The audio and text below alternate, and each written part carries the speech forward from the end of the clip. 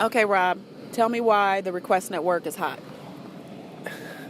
So the request network is hot because, first off, it's undervalued because it's only at 70 cents right now, and it's compared to Omnis Go, which is close to $20 per coin market cap.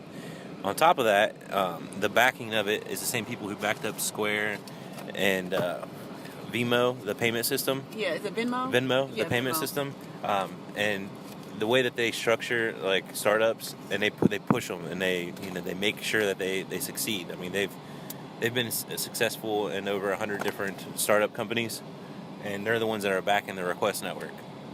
So there's no reason why that coin couldn't hit $15, $20 within 2018. And then what's the estimated, what do you think it's going to do in the next month?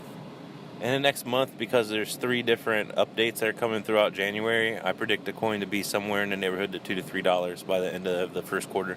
So what's happening in January?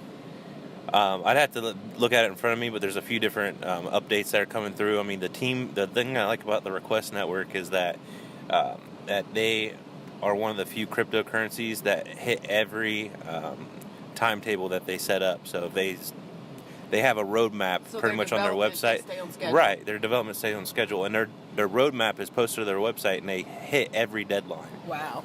All right, there you have it. It's RJ and Gabrielle, the crypto girl, with your daily update.